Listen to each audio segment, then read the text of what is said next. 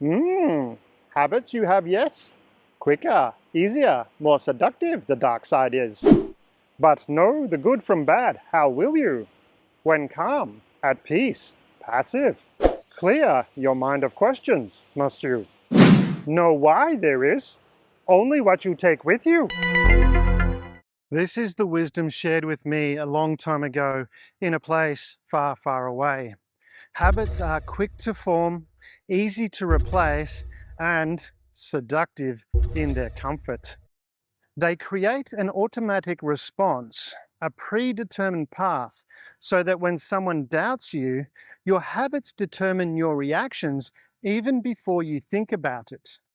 You shy away from opportunity, you step back from your dreams, and you accept their limitations as your truth, rather than accepting the truth that you can do it.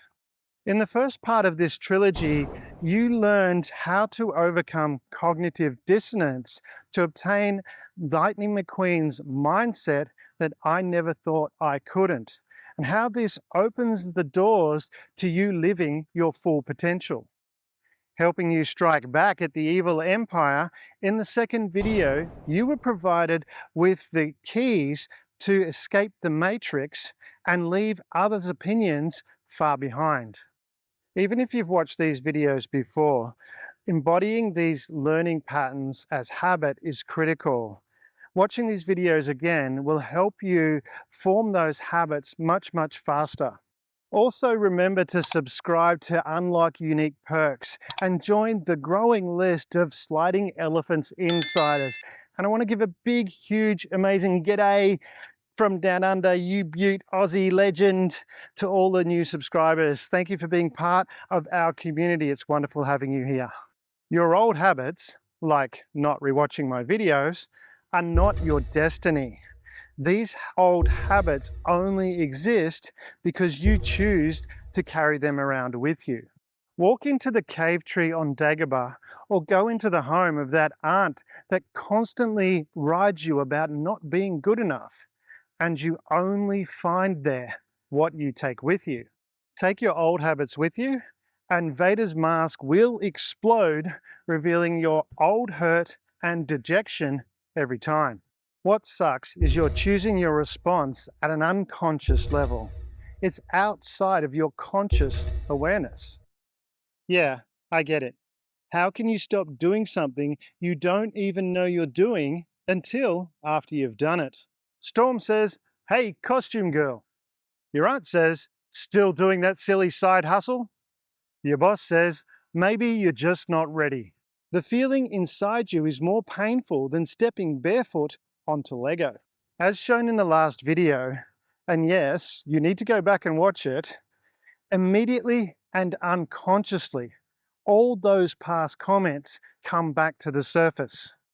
In horror, you look down and you see Lego in every direction.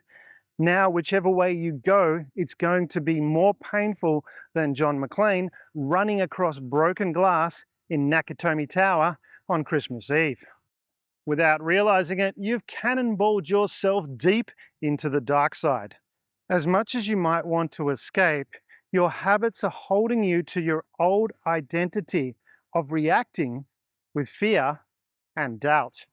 What's worse is every time you shrink from a challenge or accept others' limitations, you're making the habit, and by virtue the belief in your shitty identity, stronger. Before you know it, Vader's mask closes over your face and your journey to the dark side is complete. What chance do you have to fight against that kind of evil? Confucius said, "Life is very simple, but we insist on complicating it." Fighting against the dark side of your habits is futile. If you try, they draw your power, weaken you, and make your unwanted habits stronger. Remember, the cave tree only contains what you take with you. Enter thinking about Vader, and he will appear, red lightsaber humming, before he strikes, and you struggle to fight back. That's why you fail. You focus on the dark side. In Peter Pan, Tinkerbell nearly died when people stopped believing in fairies. In your mind, when you stop believing in something, it ceases to exist.